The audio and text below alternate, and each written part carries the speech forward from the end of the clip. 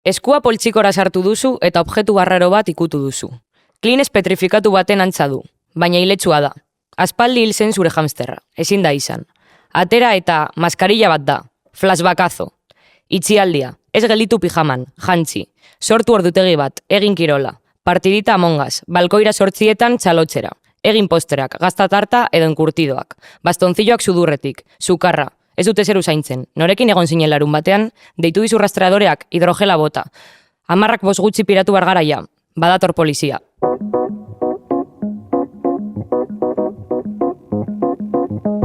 Belarri jana, Gedar Telebistak ekoiztutako podcasta.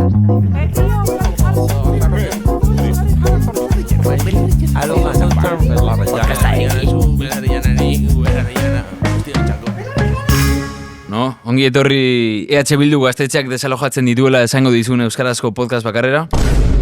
Gaur 11. saioa da, Ane, zer modu zaude? Ondo.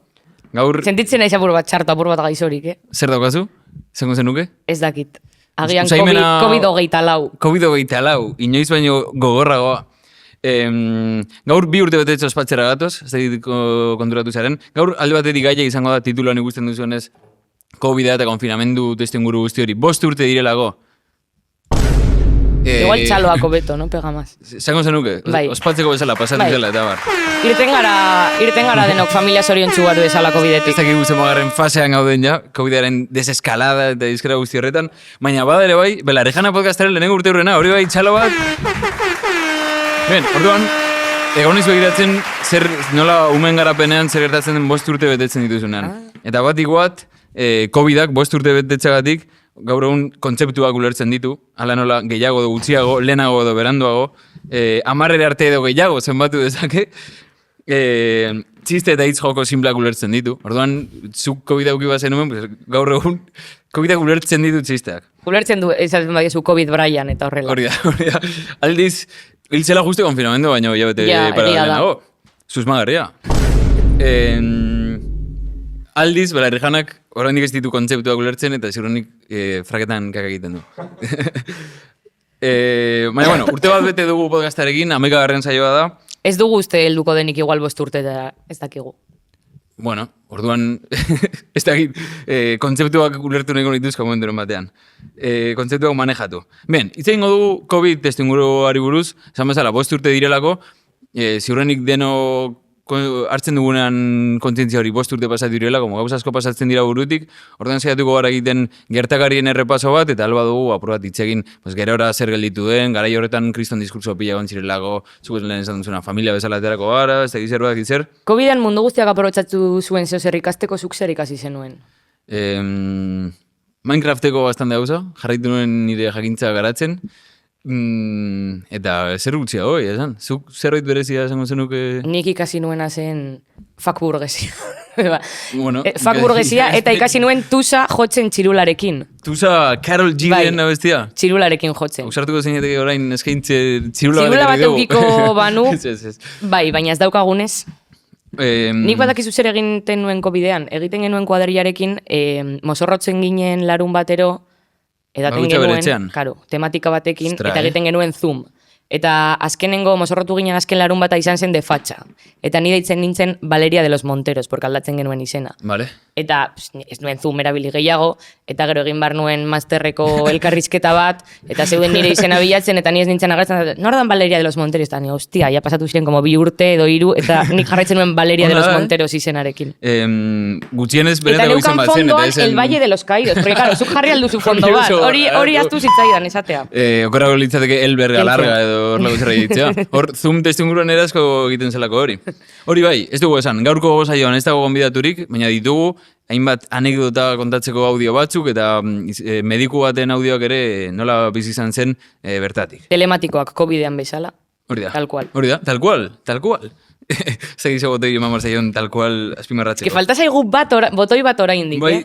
Nahi ditugu proposamenak, inork ez ditu iruzkinak egiten ja, nahi ditugu proposamenak falta den botoian zer jarri bar dugun. Hori da, daukagu estanda hori, txaloak ez dakiz zer, nahi duzuena jarriko dugu. Laiki gehien dituen iruzkinak aipatzen duena, jarriko dugu hori literalki. Gero gure esku erabiltzea. Ados, COVID-a. Hasieran egin nahi duguna da, errepaso bat kronologikoa, horreko Bai, gertatu ziren hainbat gauza aipatzen, bereziki alarma egoera hori nola izendatu zen, eta hori nola joan zen garatzen.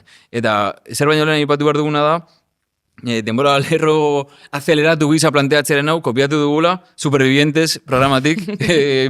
Supervivientesek ez dakinarentzako bilatu bezala, ez dugu jarriko horrek fijo copywritera sakomango zizkigulako, dirudienez, ez dakize, Telecinco da? Bai, Telecinco. Telecinco oso loko dago bere irudiak ez erabiltzearekin. YouTubeen ere ez duzu aurkituko, hori da esan nahi dudana.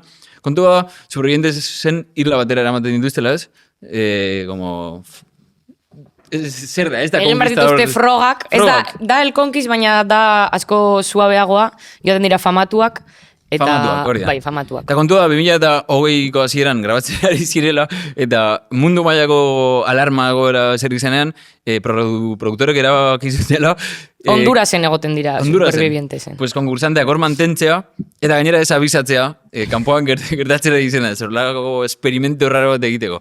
Eta dago grabatua eta denontzako eskuragarri hor egune arraroren batean, lehenengo eliminatuari, claro, irlatik atera eta zivilizaziorako bidean, zen zioten, itxaron, kontatu behar dizugulako gauzatxo bat. Aztu zaigu detaile txiki bat komentatzea. Hori da. Jakin barko zenuke, eta jarri zioten, laburpen bideo bat, konfinamendu hasierako momentu guzti horiena, baina oso abiadura handian, esaten hilakoen kantitatea, ez da gize hospital, ez da gize movida, eta dago grabatuta tiparen lehenengo planoa, emozio, inside outeko emozio guztiak pasatzen ditu aldi berean, eta ez dakitola burua eta hasieran dago txarto, baina gero ikusten duenean, karo, daude pila bat hildako, baina bere kontsuelo da ikustea, gutxienez 8 daudela txaloak, erizainei eta horrela. Hor unkitzen da, bai. Osea, denok bizi izan genituen sentimendu guzti horiek, baina 2 minututan konzentratuta, eta irla batean, eta horrela, como guztiz moreno raro batekin soinean. Moreno de noja. Sartuko zuten, hori da. Sartuko zuten egazin batean, eta, bueno, ez dakit egaldirik golitza sontzi batean.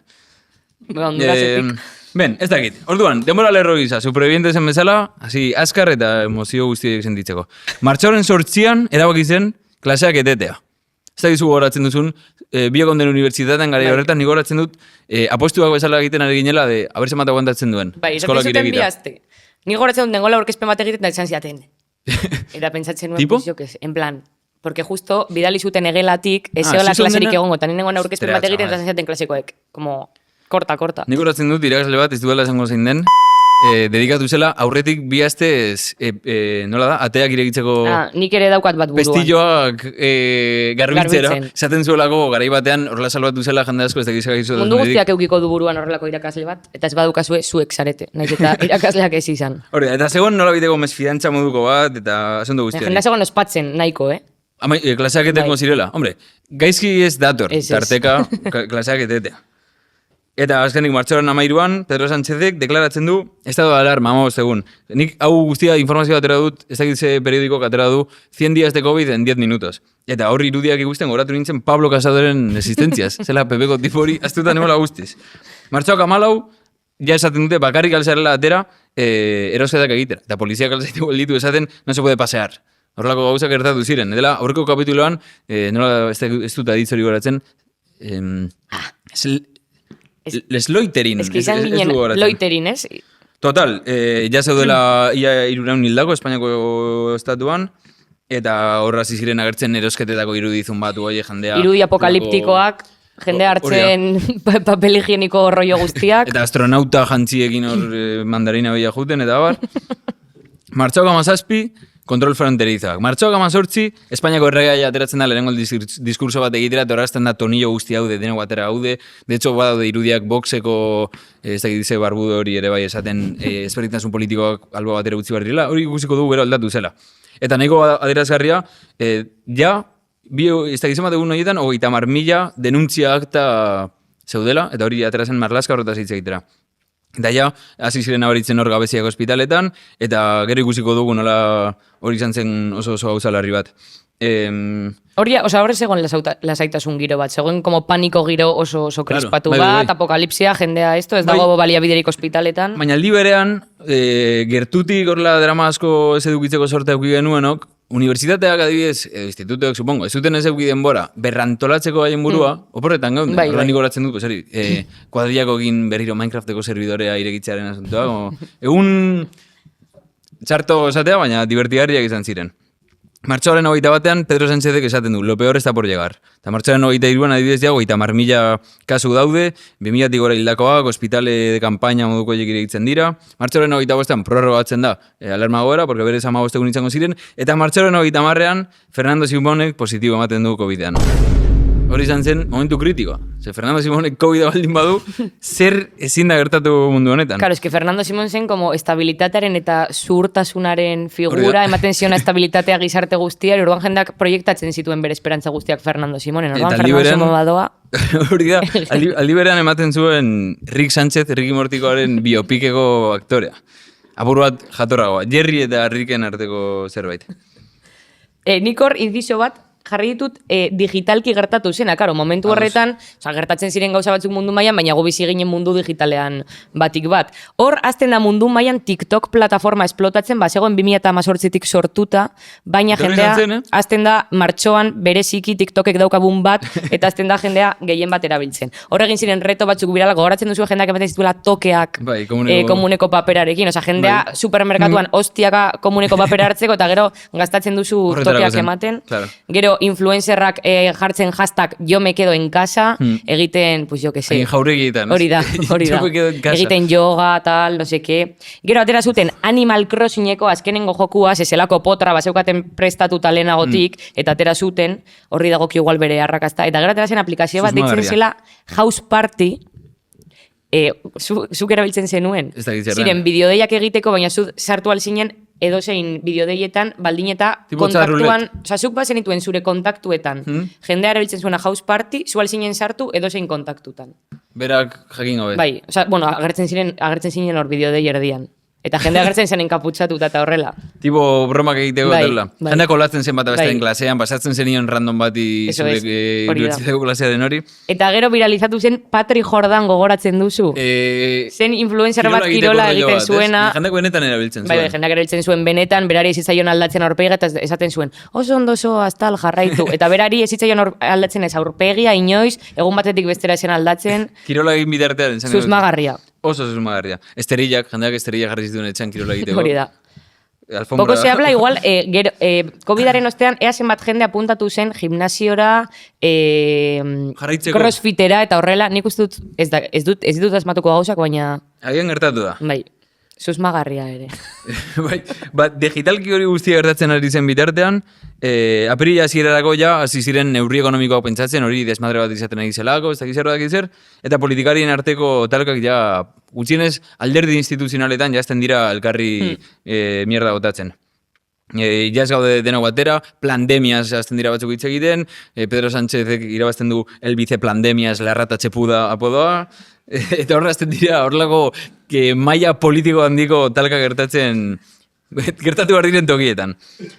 Eta horri jazten da, konfinamendu puroa, bere horarik txarrenean dela, unibertsitateko bideoklase lamentableak. Nik horatzen dut, sinistu nuen pelikula eta jarri nuen bizikleta estatikoa eta aurran portatia entzuteko klasea. Oso gauza ridikuloak, dikutienez, gauza ridikuloak egin dituen. Ematen genuen hamsterrak makinarian. Bai. Eta hor txarrena izan zen DJ Bull hasi zela egiten zuzenekoak, ez dut gogoratzen zerutan zen, baina egiten zuen Instagrametik zuzenekoak arratsaldeko 8 edo. Eta horretik jendea ateratzen zen terrazetara, ez entzuteko altavozetako musika. Jendea hasi zen gomendio bideok egiten edo zeinek azaltzen zizun zer martzen nuen. El agua deshidrata eta horrelakoak. Aplauso sanitario eta asunto hori, jendea resistire, jendea festak egiten zituen terrazan, ez dakit, COVID garaia. Aprilaren 14an Fernando Simón ondo jartzen da, itzultzen da bera, berriro ere. Horrek ematen dio gizadiari benetako esperantza. Hori da, ez dakit lehenago edo beranduago gertatu zen, almendraren asunto guzti hori. Ez nuen goratzen, baina gauza nahiko bortitz bat ere bai, hildako zifren inguruan eztabaidak egon, ziren da hor politikariak hildako zifrak erabiltzen batako besteari... Ez zuten esaten ez zeudela ondo kontabilizatuta, gobernu zibila eskutatzen zifrak eta horrela. Bai, hori da.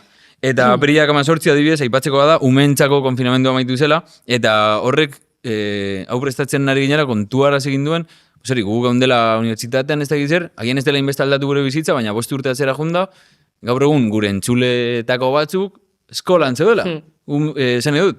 Eta horren ekarri dugu, COVID garaia, 6. mailan pasa zuen, pertsona baten audio. Eskerrik asko, audio bidali dizkigu zuen guztioi, entzungu dugu orain, aber. Niri pandemiak 6. mailan harrapatu ninduen, gehien sufritu egin nuena lagun askorekin harremana galtza izan zen. Izan ere eskolan ez geneukan DBH-erik eta pandemia zehar ikusi egin ez nituen lagunak, pues, ez nituen geroago ikusiko, edo zain beste, almenos. Gainera, eskola maitxean niri gaztetxeara joan zen bakarra ni izan nintzen. Orduan, harremana eskolako lagunekin guztiz galdu egin nuen.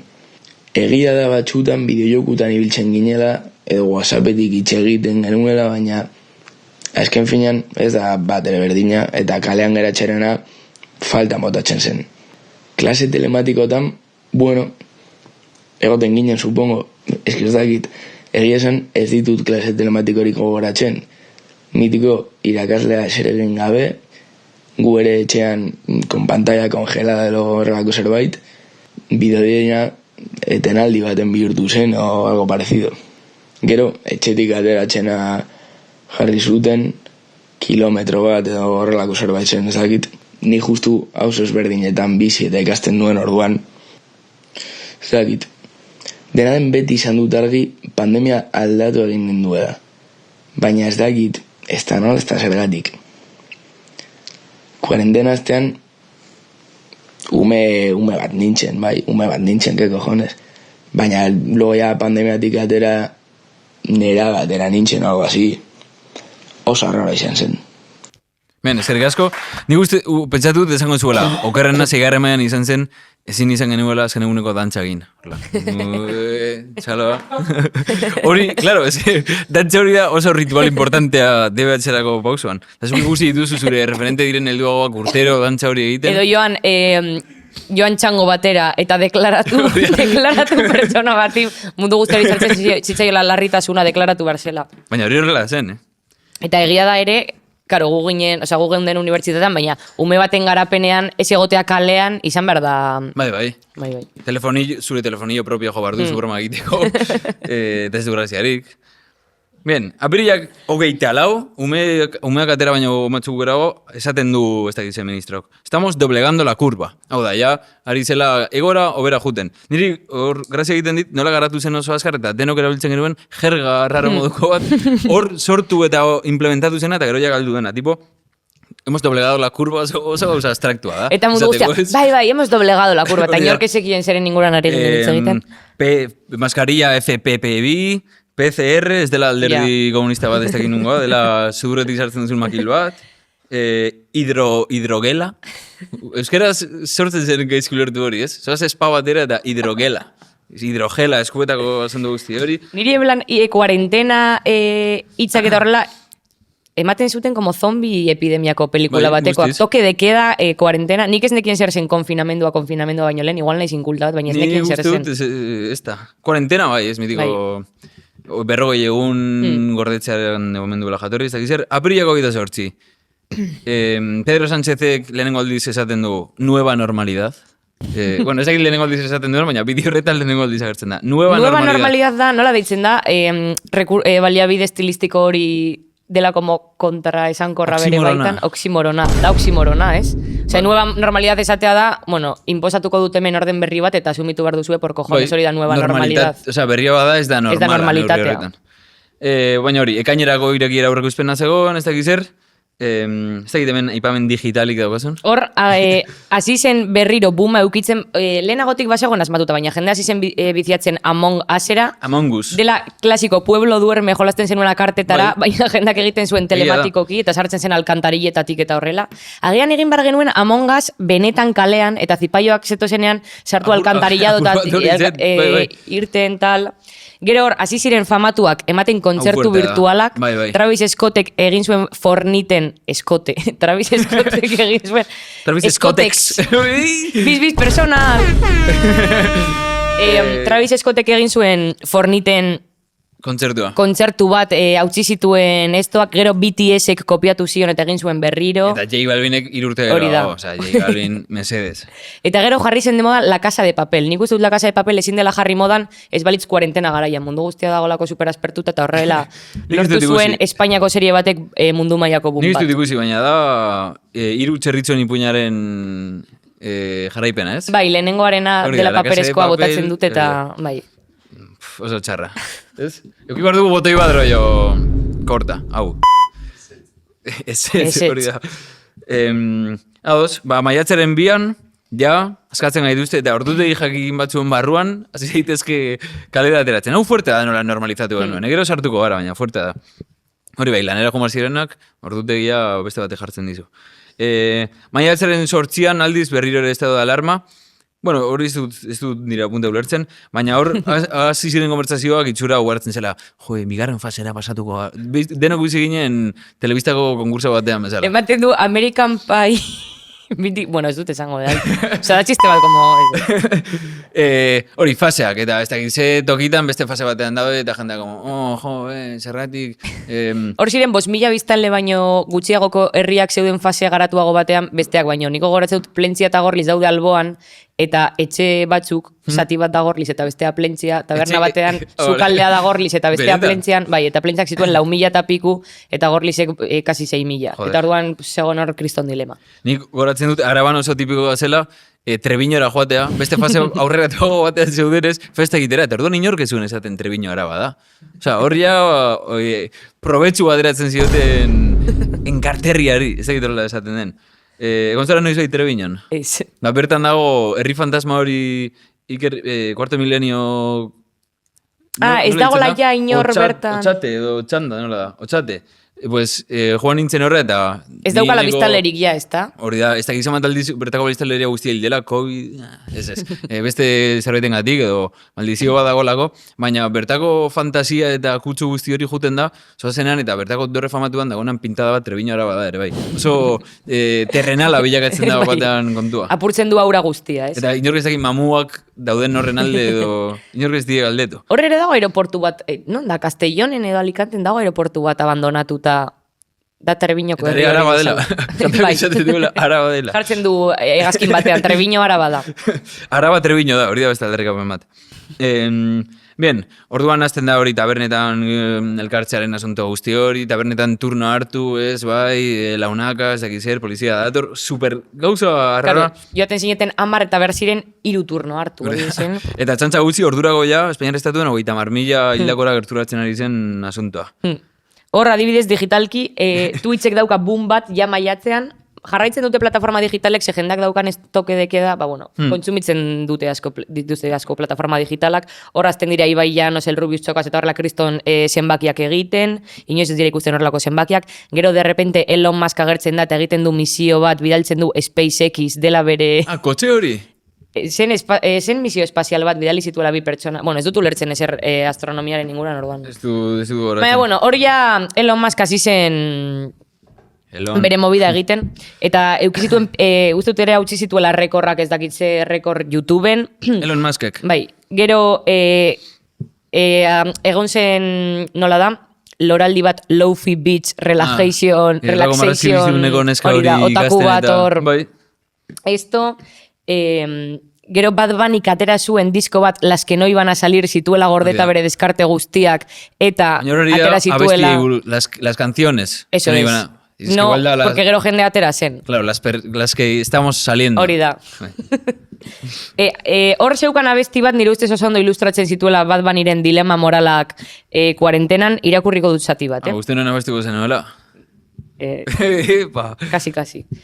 Ahora despierto hasta las 6, todo el día jugando a la Play. Se acabó la leche después de que yo eché el cornflakes. No quiero morir, tampoco romper la ley, pero estar metido aquí hasta mayo 16. Claro, berak dauka barne dilema bat, ez du inor kutsatu nahi, baina ikusten du ez dela gizatiarra horrela egotea. Está cabrón ser yo. En la fila un viejito se desmayó. quiero que el virus se vaya como Rosselló, zela politikari bat Puerto Ricokoa. Gaude horrela ordu bat, eta maitzen dugu podcast, no tengo autotune y lo quiero usar, el concierto tuve que cancelar. Baina Bad Bunny izan zen ausarta eta zuen eman Fornite zen, bai, kontzertu bat. Konfinamenduko poesia. Eta gero, gertatzen da ere, ja, ekainaren 2 hori bai izan zela jende irten alzen kalera, baina izan zen bu mandia, George Floyd hil zutela, eta hor, disturbio guztiak estatu batuetan, eta hor ja ikusten genuen poliziaren gehiagizko presentzia, poliziaren gehiagizko jasarpena, eta Bai, eta ekaina aldean ja normaltasun berri hori inposatu zen, edo agertu zen, edo bizi izan genuen, eta hor zen hilabete bat. Maskarillari gabe, baina uztailaren 15ean maskarilla beharrezkoa da eta berriro 10 taldeen gauza hori finkatzen da. Eta horrematen dira, maskarillaren asuntoarekin jarriko dugu, pertsona berdinak bidali dizkigu, jarriko dugu, ze gertatzen da ondartxan baldin bat, biluzik ez bai maskarilla, ze gertatzen da, entzungu dugu audio bat. Eta gero jangina denok ondartzera bainatzera eta zakizero zergatik egon horretan erabaki genuen izango tematika nudistorban zoan jende pia bat biluzik ondarretan bainatzen. Pero claro, ezin ginen elkartu 10 pertsona baino gehiago taldeetan, eta gertu ziren zipaioak. eta batek, geltu ziotzen zipaioak eta jarri zuen maskaria hor zegoen, plan, biluzik, plan, de arriba abajo, una mascarilla ekin jantzita. No sé si hace tanta gracia, pero es que me imagines, Maskarilla tipo Adan eta Eva. 2008ko uztailaren 15ean maskarillak erabiltzera behartuta gaude hortik aurrera, eta ezin den arren finkatu, ziurrenik alko da finkatu, eta narretik fijo horbitzen duela hortik. Noiz amaitzen den konfinamendua nik daukat efemeride proposamen bat, niretzak gaudela, amaitu da garai jirun hau, eta garai askoz hobe batera atarian gaude. Eta garai horri hasiera ematen diona da, untza, euskal musika taldeak, atera zuela Aizeak, abestia, norekin eta Dr. Prats deituriko katalan musika talde batekin, doktore bat, COVID-aren hau kantatzeko. Gero ikusiko duzu zerratik dakidan katalanak direla. Katalanez abesteaz gain. Eta kontua da, jarriko dudala bideoklipa, ez dugu jarriko musika, bestela... Ez dugu inor torturatu nahi ere. Upa! Copyright arazak eukiko ditugulako, eta beste egun baterako gorreko dudan informazio bat da, ezen lehenengo aldi izango, untxarekin copyright arazak ditu dela. Orduan, zein da bideoren azalpena? Oso proposamen ona da, bideoklip baterako. Hor ditugu, untxako gideak, parke teknologiko baten errepide batean, patinete batzuk hartzen dituztela. Orduan, ideia da, abestia da tipo, zerlako motibo bukoliko egin edo, konfinamenduren amaiera ospatzea, implizitoki.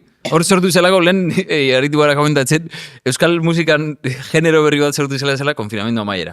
Eta hor, zetak egin zuen berea. Zeinen ederra izango den. Hor dira, ETSek egin zuen berea, eta untzak egin zuen hau, eta gainera eskaini zigun bideoklip bat dela magistrala. Orduan, hasteko ikusten dugu, familia bat bazkaltzen. Guztia gertatzen da parke teknologiko batean, ez dakik guzea, etorkizun berria da hori, untxa patinete batzu eta... Hernanin, hori da. Zerk ekarri du kalte gehiago Hernanirentzako, sagardotegi denboraldia edo untxaren presentzia? Zibersagardotegiak, ados. Aur batek bere... Zibersagardotegia, enola ditzen ziren? Zubialde sagardotegia. Bale, garagardo baten anuntzioa ematen du, baina ez txosnen irekiera ospatzen ari dira edo... Bueno, hor, Doraemonen atea zeharkatzen dute patinetean, eta tipa batek azten du maskarilla etxean zuela eta orduan. Ez, poltsikoan zuen. Arrugatuta. Duela 5 hilabeteko maskarilla berdina. Nik ez nuen inoiz aldatzen maskarilla. Lagun batek utzi ziona eroski batean sartzeko. Orduan aurrera goaz eta kirola, ez? Etxean egin dugun kirol guzti horren... Hemen jarri zen modan patinete elektrikoa behitu. Egia da. Jendea pesak egiten bidoi hoiekin. Bueno, hemen dago, komuniko paperaren gerra zibila. Orain, rekurso klasiko, kolaborazio bat den abestian bideokliperako dela. Kontuz, tipo bat ogia egiten biluzik etxean, horiek dira... Dago egiten ore ama, masa madre jarri zen modan. Etxegolako lebadurarik. Eta hori da, ikusi dudan lehenengo pansexuala. Txartxarra. Orain hori, recurso, kolaborazio bat, ordan pantalla da jartzen dugu bideoklipean, eta pantailan agertzen dira katalanak. Dr. Prats, ez dakit guztietatik zein den Dr. Prats, besteak dira enfermeros Prats. Beti eman behar dute como kamisa hawaiana, estampatuak, bai.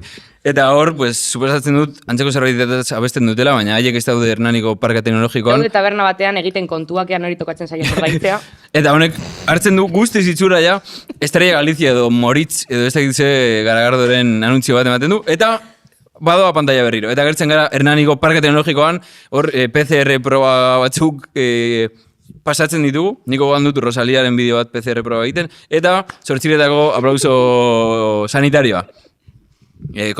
Hori, bidai amadan edaten, zu eta zure kodria bezala. Valeria de los Monteros. Jendea txakurra paseatzen eta txakur faltsu bat paseatzearen txistea horrela, ezagitzer. Bueno, soinu teknikari batzuk agertu dira fondoan, problematika bat egon zelako, ezagitzer. Tabernetan txanda itxo egiten. Aipatu ditugun gauza guztien zerrenda. Jarri genezake hau hasieratik, de hecho. De hecho, bideoklip hau jarri zioten supervivienteseko tipari. Eta uste dut azkenengo horlako plot twist moduko bat dagoela, arropa saldatzen dira, eta azaltzen digute zer den normalitate berria dela untzaren kontzertu bat, errepide batean, Hernaniko Parke Teknologikoaren ondoan. Eta listo. La nueva normalidad, azaldua gelditzen zaigu untzaren bideoklipean, eta nik ditut bi gauza esateko, untza eta abesti honen inguruan. Lehenengoa, egon naiz digging in the untza, esaten da, como abesti hauek entzuten eta horrela, eta ikusi dut, zuzeneko garrantzitsu batean, horrela, ez dakit haien zuzeneko zuzenekoan zen, abesti hau bera, Dr. Pratzekin, abestu beharrean, abestu zutela, Stay Homeaz taldearekin. Are zentzu gehiago ematen COVID amaierako abestiaren. Oiek ziren katalan dira, beste katalan batzuk, hasi zirela etxetik abestiak egiten. Segon horre, Nil Moliner eta horrela... Kolaborazio pilo bat eukiz dituzten, baina jende oso totxarekin, eta de hecho abesti polit moduko batzuk egin zituzten. Kontua da, talde hori... COVID osteko abesti horiek, oza, lehen esan ditugunak dira la historia que emocionó a nadie. Ze abesti. Dia lamenta, usainen ederra, horiek guztiak como saiatzen dira jendea unkitzen eta... Eta hauek daude kondenatuta, onartzera, haiei COVID-a ondo torrizitzeela. Porque konfinamendua eta gero, bilakatu ziren talde bat, eta gaur egun ere, stay homeaz deitzen dira, stay home, gara zaitez etxean, ingelesez ez dakinaren txat. Total, eta beste bigarren gauza bat, ezke melodia jarren nahiko nuke, baina ez dakit etxean entzuten duenak, zaidazue, ea ezote den, biolinak egiten duen melodia, Shakiraren, una loba en el armario tiene ganas de salir. Susmagarria, benetan. Susmagarria, tematikak bat egiten duelako berriro ere. Orduan, entzun alba duzu, benetan, una loba en el armario tiene ganas de salir. Plagioa edo sampleoa. Genialitatea edo kopi, edo... Zein da genialitatearen antonimo? Lapurreta. Edo untza. Hemen okela dago soberan. Ben, orduan, agian egin dezakegu salto urrengo pasartera, entzungo baitugu mediku baten bizipena barrutik. Gu ibiligarlako apur bat txarakeriak eta konfinamentutik bizi izan genuen egoera erdi absurdo hori kontatzen, baina saiatuko gara orain txertatzen irakurketa politiko antzeko bat. Bai, hori da. Ados, medikuari galdetu genion lehenengo gauza izan zen, esan bezala guk bizi izan genuen ez, horlako konfinamendu, ikaslearen konfinamendu raro bat, nola izan zen, benetan, gauzak gaizki juten ari ziren toki horretatik bizitzea eta bertan lan egitearen esperientziatik. Oraindik ez dut uste COVID-19 deitzen zitzaionik, abendu urtarrian izan zen, oda 2019ko abendu urtarrian, ni guardian nengoen gau batean, eta kide batek, beste mediku batek, irekita zeukan notizi bat, ordenagailuan, Txinan koronavirusaren adiera berri bat zegoenarena. Web amerikano bat zan, esango nuke, eta nik broma egin nion, aber hori izango zen, amerikanoen propaganda merkea txinoen kontrakoa, eta tipoak ez, gauza serioa zela, eta gogoratzen naiz momentuan eniola horlako garrantzirik eman, gero izan zuena. Eta hortik aurrera, pixkanaka notizitan, oihartzuna hartzen juntzen einean, nik uste dut otsaila aldera, 2020ko otsailan, nola jaso genuen ja formakuntza bat, COVID-a lehen susmoa zegoenean nola hartatu behar genuen, hortarako sala berezi bat habilitatu zen, gela txiki bat, eta bertako protokoloa praktikamente ebola bat izango balitz bezala zan, epi oso bat jarri behar genuen, kaskoa, maskarilla, betaurrekoak eta bar. Eta gogoratzen dut protokoloa nola zen, bertara eraman behar genuen arnas infekzioaren sintoma zeuzkana eta Txinatik zetorren pertsona. Eta nola 2 asteren bueltan Txinatik aldatu zen, Txina edo Italiatik datorren pertsona eta hortikan aste betera Gasteiztik zetorrenak ere susmoa zeukan.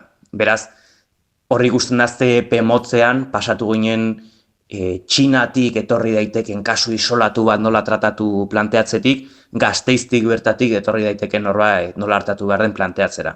Kontuan edukita eta begiratzen egon naiz, Gasteizen registratutako lehenengo kasua otsaiak 28an izan zela, hau da, Pedro Sánchezek itxialdia anuntziatu baino 2 aste lehenago, 13 egun lehenago. Ondoren ja, olatua, tsunamia etorri izan, kontuan edukita, aste beten pasa gainela Txinatik zetorrenetik, Gasteizetik zetorrenera planteatzera, tsunami horrek guztiz harrapatu gintuen, ez genuen inola ere espero horrek hartu zezaken dimentsioa, eta gogoratzen den Guardian egon nintzen, martxoak 25ean, gerora jakin dut izan zela COVID susmoagatik hartatu zen kopuru handiena egon zen eguna, pandemia osoan, eta gogoratzen dut egun hori sensazio katastrofiko batekin, ez dut inoiz ikuste hainbeste pneumonia aldi berean, uzira jendea eramaten arnasa ezin hartu, eta nola neukan sensazioa, hurrengo egunean gogoan dut, nire urtebetetzea zela, lagun batek erosketak egiteko aitzakiarekin etxetik pasa behar zuen ni zoriontzera, eta nola esan nion ez etortzeko, ni ziur kutsatuta nengoela, eta ez okurritzeko nire etxera etortzea. Eta gero, gogora izan zen ere baldintzakietan lan egitea, alde batetik segurtasunez izugarria geneukalako, ez genekion oso ondo zeri egiten genion aurre, hau da, ebola bat tratatuko bagenu bezala zirudien egin behar genuela, baina aldi berean gero ez geneukan inolako baliabiderik horri benetan aurre egiteko, ez zegoen nahikoa epi, zela norberaren babeserako ekipo osoak, ez zegoen nahikoa maskarilla, gogoratzen naiz jendeak praktikamente kontrabandoz lortu behar zituela, ez dakit nork Bilbon egiten du lan eta ekarri ditzake eta horrela lortzen genituen. Guk urgentzietan zabor poltsa jarri izan ditugu gainetik, ez geneukalako epirik, eta horrela hartatu behar izan genuen jendea. Beraz, ez jakintasuna eta beldurra elkartu ziren eta baliabide ez horrek ere elikatzen zuen sensazio hori, non oso bakarrik sentitzen ginen eta babesgabe, oso ondo ezagutzen ez genuen horren aurrean, kontuan edukita ere mediatikoki edukitzen zuen oi hartzuna oso katastrofikoa zela. Gerora egia da, olatuak pasatzen junala, ohitzen jun ginela eta adaptatzen, eta ere bere larritasuna nolabait erlatibizatu genuela, hasieran genukan ez jakintasun hortatik, jakintzak ematen dizun segurtasun hortara, ez? Baino, horrela bizi izan nuen, batez ere lehenengo olatua, gerokoak ez ziren izan berdinak.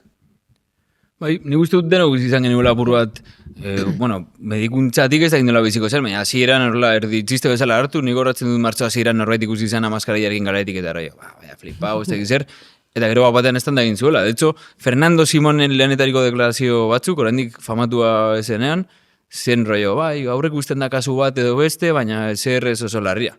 Eta gauza guztiek dira gero akumulatzen direnak eta mesfidantzera egiten duenak alako figura instituzionalekiko. Gontzen desfasea izango zena eta azkenan izan zenaren artean, logo izan zen. Eta berak esan du, harrapatu zituzten medikuak eta erizainak momentu batean honen zegoen bat ere baliabiderik egora gestionatzeko, gero itzagingo du horren inguruan ere baina. Eta horren inguruan galdetu nahi izan diogu, gertakaria gutxi gara bera guztiok identifikatu dezakegu antzeko, eta bertan dagoen gabezia edo egon ziren hainbat gabezi dakatz, zalantzari gabe egon ziren. Kontu da horren gainean ere irakurketa ezberdin asko egin direla, eta guk sartu baino lehen guk azpimarratu nahi ditugun elementuetan, galdetu ditugu berari, mediku berdinari, bizipenetik haratago, ze irakaspen edo ze ideiarekin geratu zen bera. Ondorio bezala bi aterako nituzke batez ere, alde batetik nola virus horrek eragin zuen ordura arte zegoen ilusio baten, zera osasun sistema unibertsalaren ilusioaren lertzea, eta nola denon begien aurrean argi geratu zen, ez zegoela inolako gaitasunik horrelako dimentsioko pandemia baten aurrean erantzun minimoki egoki bat emateko, nola guztiz kolapsatu zen eta lertu ziren osasun sistema guztiak mundu mailan, ze gaitasun gutxi zegoen estatuen eta osasun sistema kapitalisten aldetik egoerara adaptatu eta horri aurre egin ahal izateko eta horrelako prozesu konpleju baten aurrean erantzuna eman ahal izateko. Aldi berean eta horregatik ere, nola etzen inola ere zalantzan jarri osasun pribatuaren eta enpresa pribatuen irabaziak, nola gerora ere aberastu ziren izugarri, bai, txertoekin eta bar, enpresa pribatuak. Baita ere gestioari dagokionez, politikari profesionalek eta enpresariek nola baliatu zuten egoera ez egoera kudeatzeko, baizik eta egoeraz probetxu ateratzeko, txertaketan trampak eginez politikariak lehenengo txertatzeko, enpresa pribatuek ere haien etekinak lehen etxiz beren langileen osasunaren gainetik, gogoan dut adibidez Mercedes enpresako langileek Gasteizen beraiek erabaki zutela produkzioa etetea eta ez zela enpresa izan, enpresagatik jarraituko zutelako produzitzen, naiz eta horrek momentuan zirudien izugarrizko osasun arazoak ekarri altzizkien bere langilei.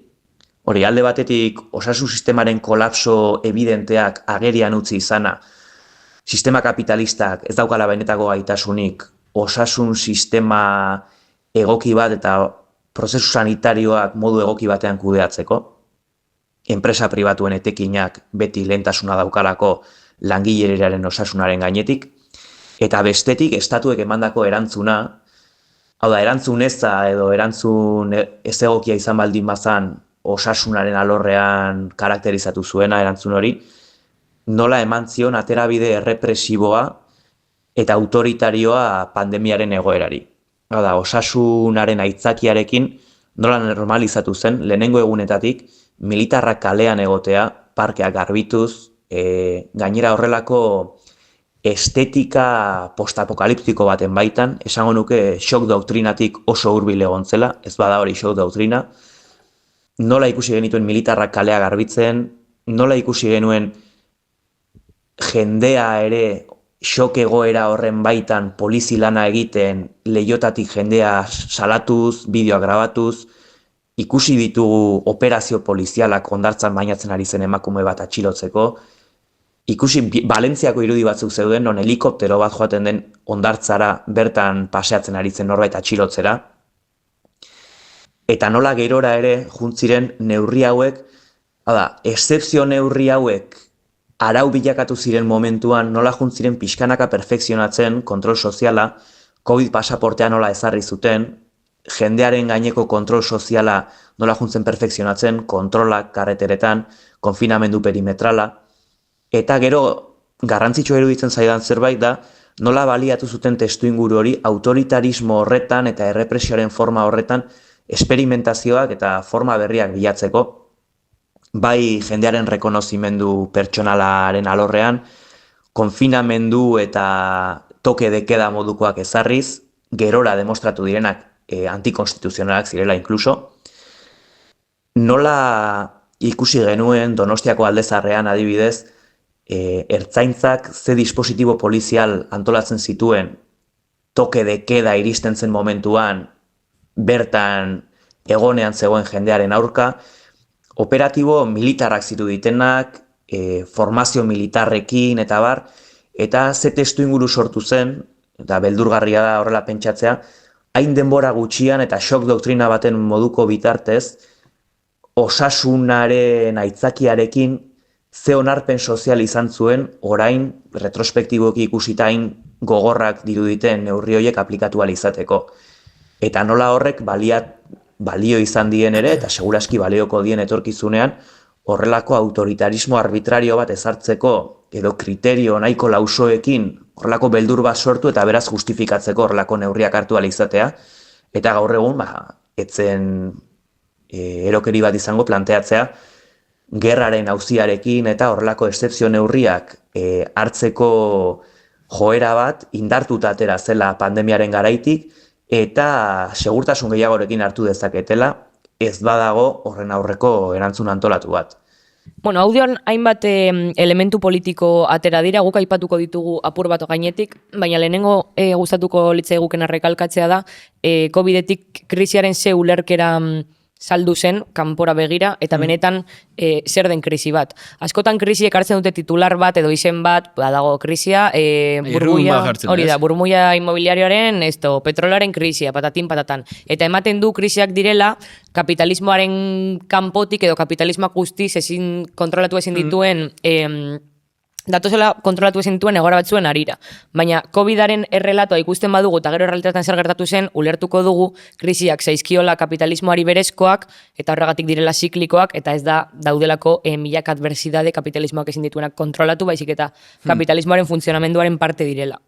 Nola saldu zen COVID-aren errelatoa? Hori forta zen. Lehenik eta bain, lehenengo pausua izan zen, pertsona batek jan zuen saguzar bat... Zein da beste aukera? Ez dakit, txupatu zuen edo, ez dakit, ze akzio egin zion saguzarrari. Saguzar bat jokoan sartu zen. Hori da, saguzar bat jokoan sartu zen. Batman bilakatu zen. Eta batean jendea kutsatzen doa mundu mailan, da aurrekaririk gabeko gaixotasun bat, orduan ezin da kontrolatu. Karo, ezin denez kontrolatu eta aurrekaririk ez daukanez, ospitaletan ez dago baliabiderik hori kontrolatzeko, ezin zen aurre ikusi, daude milaka hildako, eta bar. Zein da gelditzeko modu bakarra? Konfinamendua. Konfinamendua saldu zen modu bakar bezala COVID-aren kutsadura larri hori guztia eteteko. Eta karo, zer gertatzen da? Konfinamenduan mundua eten zenez, ekonomia ere eten zen, eta horren bestez, krisi kapitalista, patatin patatan, eta krisi kapitalistak hori da. Eta ematen du... bargara, COVID-aren krisira, deno jarri behar du, eta ematen du mundu guztiari berdin eragiten diola, orduan denak batu bargara, eta bar. Zer gertatu zen errealitatean, edo zergatik esaten dugu ordena ez dela guztiz horrela.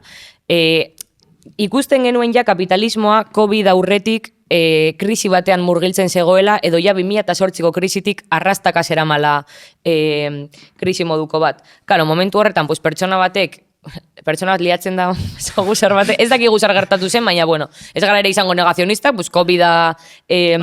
COVID-a dago, gaixotasun bat azten da edatzen mundu mailan, eta karo, kapitalismoaren logikak ez dio albidetzen gaixotasun hori gelditzea, baina ez da ezin dela ez dagoela baliabiderik. Kapitalismoak aberastasuna dauka soberan mundu guztiaren ongizatea bermatzeko. Ziurazki kapitalismoa edo beste gizarte mota batean bizi izango bagina eta beste gizarte logika bat jarraituko bagenu non mundu guztiaren hobe beharrez egiten den, ziurrazki alko liratezke saiestu milaka hildako eta bar. Esan duena, lehen etzi zena hasieratik zen irabazia mantentzea edo interes pribatu edo dena delakoa. Hori da. Orduan hori, gelditzeko gaixotasuna ikusten dugu, etzegola besterik jendea konfinatzea baino, eta jendea konfinatzeak gainera sortu zuen horrelako paniko sozial bat, non bertan albidetu zen, krisitik ateratzeko milaka eta milaka neurri aplikatzea. Langile klasearen kalterako egiten zutenak, errepresioa, eta bar, eta burgesiak mantendu behar zituen bere aberastasuna eta langile klasearen kaltera joan zen krisia. Hori da benetan COVID-aren krisiaren azalpena, eta ikusten duguna da kapitalismoaren funtzionamenduak berak eragiten duela. Ez dela faktore externo bati dagokiona, bestela ematen du, ez dakit, izan zela hurakan bat bezala edo horrelako zeo zer. Eta, de hecho, demostratuta dagoela, hurakanek ere ez dutela berdin eragiten mundu guztian, edo segun nola antolatzen duzun gizartea ez dela berdin. Bai. Hor, hainbat politikari atera ziren, zer egin bar genuen, eta bar, irakurriko dut bakarrik adibide bat, nire ustez nahiko ilustratorioa dela, Texaseko gobernadore ordeak, hau harremanetan aurreko kapituloarekin, egon ginela hitz egiten estatu batuen inguruan, esan zuen, hay que dejar morir a los abuelos para salvar la economía. No sacrifiquéis el gran sueño americano. Hori da meteorito bat mundura gerturatzen eta hau oso txarri izango da ekonomiaren txate. Hori, Texasen ere gainera igual mundu guztia zen zaharra, orduan Texas geldituko zen utzik, ez dakit.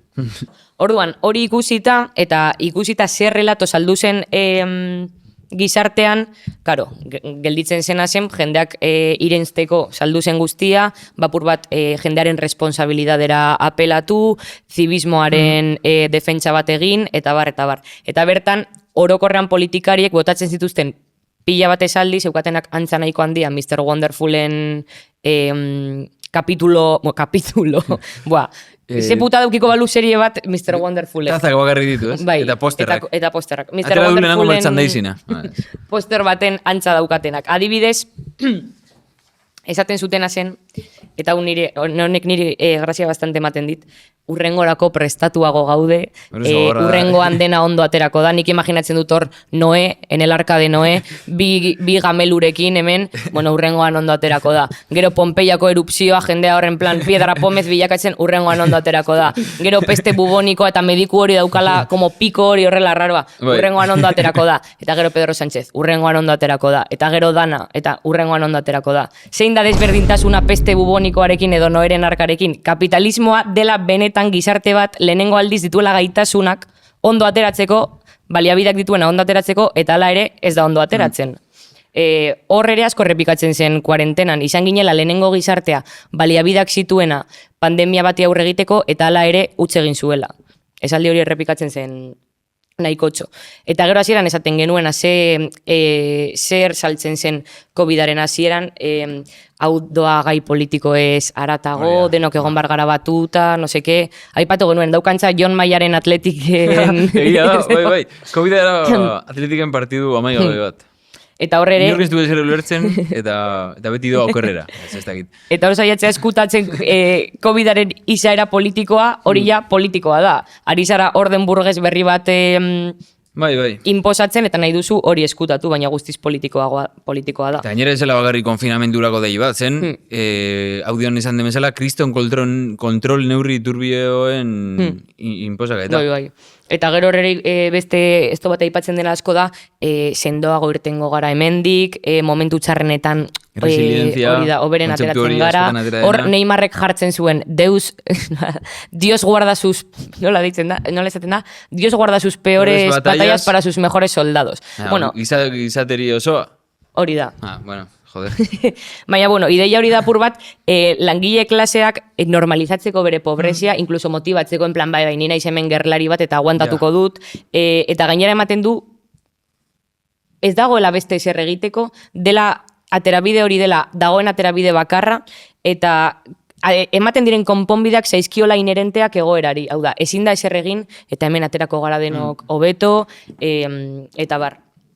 Orduan, ikusten dugu hori. Eta gero beste gauza bat nire ustez, nahiko egia dela nahikotan aipatzen dela maieran, egin dugu izan dugun guztia, ezin genuen ezer egin, ezin genuen beste erabatean kudeatu, eta en parte egia da, logika kapitalistaren barruan, ezin zen era oso desberdinan egin, ezin zen beste erabatean kudeatu. Beti eramango medikuak esan duen bezala, burgesiak beti salbatuko du lehenengo bere boltza, bere raksak, eta gero ja, salbese quien pueda. Orduan hori. Eta aipatzen dugun manto ideologiko horrek, edo aitzakia horiek, albidetu zioten gizarte kapitalistari, gero eta kontrol sozial handiagoa jartzea, bertan azten da askotan aipatu dugun estatuaren biraketa autoritarioa. Bai, euskaraz esan da, giro autoritarioa, ez giroa hasi zen autoritarioa, baina txistetik aratago zuko esan dagoa. Krisi garaian kapitalismoaren joera beti da, autoritarismoan areagotzea, hau da, segonkortasun egoeran ateratzen militarrak kalean, polizia ez dakizer, eta hau izan zen testuinguru perfektu hori justifikatzeko. Era justifikatzeko termino humanista abstraktu batzuetan, ez dakizer, poliziak eroi bezala gertzeko, eta ja da, atzetik zetoren joera bat azeleratzeko izugarri. Baten du polizia kritikatzen duena dela terrorista terrorista biologiko bat. Eta orokorrean, krisi handi guztietan beti erabili izan dira horrelako katastrofe handiak segurtasun areagotzeko, estatuaren biraketa autoritarioa areagotzeko, eta bar. Eta jardun politikoa ez instituzionala guztiz debekatu da zegoen. Heldu zaigun historietako bat, ez duguna jarriko borriano koncierne, tipo bate kontatzen zuen, bere familiako kide bat dela, sindikatu bateko liberatua edo ez dakizer, eta hau, zijoala baimenarekin kaletik hor, konfinamendu garaian, eta herri eta egin ziola besteari, baimenik gabe, zijoalako, ez dakize, herritako asambladera edo ez dakize, hau da, gauza berdina egiten ari zarete, eskubide berdina auki beharko zenukete, baina justifikatzen da, politikari profesionalak edo marko horretan aritzen direne, jarraitza egin jarduna, eta beste guztia da kondenatua guztiz, eta gainera horlako apelazio moral batekin ardura batzuk zaret, ez dakizer, Eta neurri horiek jarri ziren momentuko aitzakiarekin, baina eske iraundute eta gaur egun mantentzen dira. Ojala, nola ez egiten dut Thanosek horrela txaskido bat y desaparece el mundo. Ojala kuarentena maitzean, pues de repente zipaio guztiak desagertzea mundutik, baina jarraitzen dute eta gero eta gehiago kobratzen dute gainera. Eta hori, egin zitekena kalean eta ezin zitekena egin esan duzuzuk guztiz arbitrarioa zen. Osa, gazteek ezin zuten ezer egin, gizarteko kapa kanporatuenek ezin zuten ezer egin etzeukatelako kontsumorako sarbiderik eta munduan egoteko modu bakarra kontsumoa zen momentu horretan. Eta kontatu dizkiguzuen anekdota asko dira hori, gaueko testuinguruan gazteek zer egingo dute, elkartu kalean, elkartu etxeren batean, eta más o menos lanean jartzen diren egora oso antzekoan jarri, baina hori ja ilegalizatua dago. Eta esan duen, ordu batetik aurrera, kalean dauden gazteak izan ziren jipoituak, jarraituak, kriminalizatuak medioetan, eta horrek eragiten duen kontestua da, etorkizunean jende hori disiplinatua jutea, horrelako mamu bat sortzea, txupito bateaten mauzu zure amamailkoa da, eta horrelako mezuak egitea, Madrileko metroan, ez dakin un atera ziren. Eta horretarako balio du ere kriminalizazioak aianatzen dute errenoa gero erreprimitu alizateko, momentu horretan gazteria kriminalizatzen zen, eta gero jendeak begionez ikusten zuen gazteriak jasaten zuen errepresioa eta bar. Gaur egun antzeko zeo zer gertatzen ari da migranteekin adibidez. Jasatute kriminalizazioa gero bere represioa justifikatuta egon dadin jendearen begietan. Eta garai horretan adibidez, etxetik jendea salatzeren asuntoa. Atera zela, Report COVID aplikazioa, pues orain ikusi du Gasteizko udalak adibidez, atera du aplikazio bat, zuzenean hortik jartzeko denuntzia. Eta pentsatu jendeak dela, horretarako bali izan zuen. Nik gustatu zait sok doktrinaren asunto hori, horrela izan zelako. Horrelako gora batean, txertatzen dira hainbat elementu, gero hor gelditzeko eskubidea dutenak. Ikusi dut gaur bertan, de hecho, ez dakit nun Barakaldon edo, ez dakit nun, poliziaren aplikazio honek berpintitzen dizula, zuzenan telefona konektatu, grabatzen hasi, eta Twitch moduko batean zuzenan poliziaren konektatzeko. Osea, kriston zumbada bat, horrelako gauzek normalizatzen dutena. Bai, eta hor segurazki areagotu zen pila bat errekonozimendu fazialaren movida guztia. Bueno, orokorran eman zuen testuingura proposa sofistikatzeko kontrol neurriak, vigilantzia, eta bar, eta bar. Eta hori. Baita, igual ondorio politiko batzuk ditugu batera, ez direna, osea, nahiko argilunak direla, egia da deskontento bat ere sortu zuela, eta jendea konturatu zela zer demenetan estatua, eta zeintzuk diren bere herramientak alago krisi deztegungurua kudeatzeko, agerian gelditu zen estatu kapitalisten osasun sistemaren gabezia, alago zer gertatzen denean rebentatzen dela, eta kriston hildako pila jartzen direla, bueno, jende asko hiltzen dela, eta badakigula zein jartzen dituen hildakoak. Eta horban, deskontento bat sortu zen, baina ere balio aldigu honek konturatzeko, nola deskontento hori izan zen kanalizatua edo probetxo atera zuena izan zela alako eskuina edo alako ideia konspiranoide fatxorra kasposo raro bat. Hori horrela izan zelako. Mundu guztia izan zen gai ikusteko COVID garaiko arbitrarietat eta zentzugabekeria neurrien aldetik, baina etzen ez mai gaineratu edo ezen ez edatu kritika benetan egoeraren analizisakon bat, horrek balio izan zuen eta gertatzen da beti, badibidez eskuina elikatzeko eta bar, mitiko Perro Sánchez eta horrelakoak, hortik datoz nik uste dut. Viceplandemia, la rata txepuda, Pedro Sánchez dimisión, orain modan dagoen trending topika, hortik elikatu zen nahi gotxo. De hecho, nik horatzen dut anekdota bezala, eta gian ez da zuzena, baina garai horretan, oraindik Vox alderdia, gaur egun goraka doan alderdi bat, eta dagoan harremana mundu mailako ultraeskuinarekin, oraindik txiste bat zirudien. Ortega Smith politikariak COVID eukizuen justo COVIDaren hasieran eta tuiteatu zuen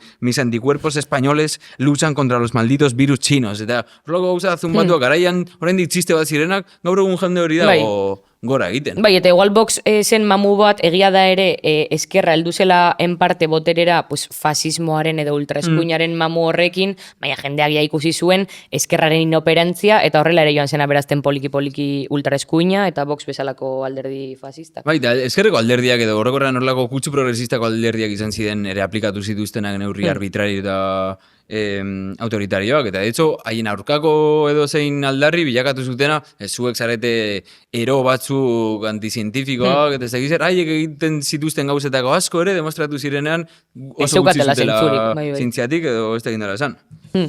Eta orokorrean horrelako desastrek eta aplikagarriare da adibidez danako fenomenora, albidetzen dute ikustea kapitalismoak ez duela ondo funtzionatzen, que algo huele a chamuskina, eta hori ikusten du ere, eskuinak, hori mundu guztiak ikusten du, baina benetan erabili beharko genuke, edo ikustarazi beharko, ez dut asmatuko baditza, fill in the gaps, benetan instituzioak ez daudela gurekin, eta benetan, a la hora de la verdad, esango dugu, instituzioek ez gaituztela salbatuko, eta gero elikatzen da mitiko solo el pueblo salva el pueblo eta horrelako gauzak, baina benetan langile klaseak soilik salbatu dezake bere burua, eta langile klaseak soilik, langile klasearen antolakuntzaren bitartez salbatu daiteke, baina ez orden horretan jarraitzeko eta ez herria jarraitzeko batuta, baizik eta benetan amaitzeko desgrazia hoiek guztiak eragiten dituen sistemarekin ez dela klimaren gauza bat, baizik eta dela sistema konkretu baten gauza bat.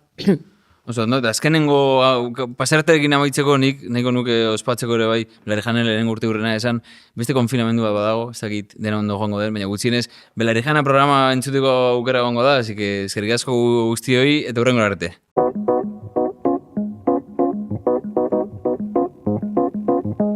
Belarrijana, Gedar Telebistak ekoiztutako podcasta.